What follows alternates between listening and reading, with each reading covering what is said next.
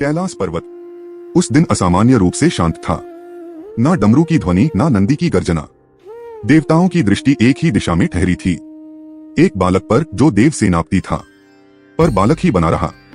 वह थे कार्तिकेय, शिवपुत्र, शक्तिपुत्र, असुर संहारक।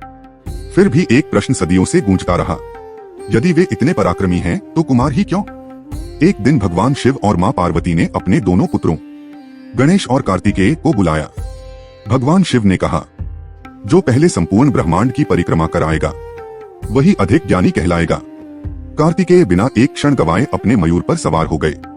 तारामंडल, लोक, दिशाएं सब उनके पीछे छूटते चले गए। उधर गणेश मुस्कुराए, उन्होंने माता पिता की ही परिक्रमा की और शांत भाव से बैठ गए। जब कार्तिकेय लौटे तो उन्होंने देखा माता पिता गणेश को गले लगाए हुए थे। यह कैसे?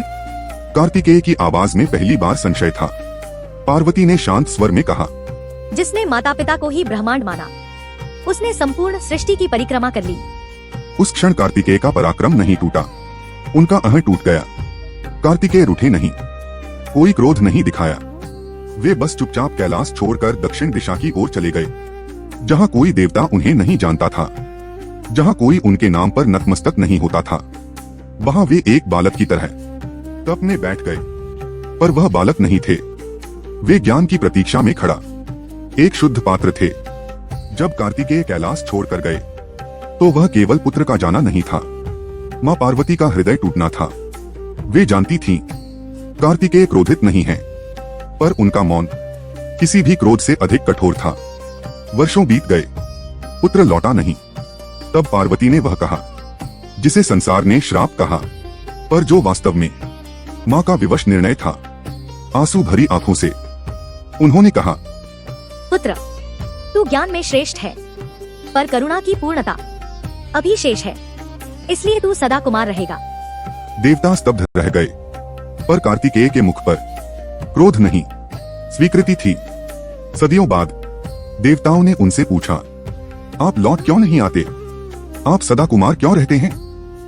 कार्तिकेय मुस्कुराए, जिस दिन मैंने स्वयं को बड़ा मान लिया था, उसी दिन मैं छोटा पड़ गया।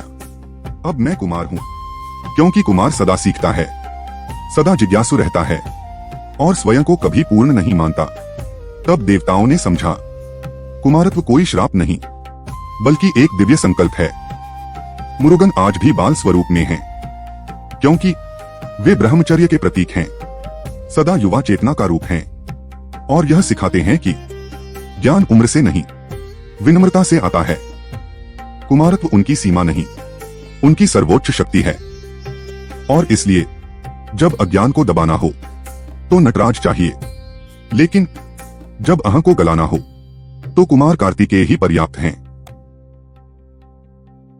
Don't forget to like and subscribe.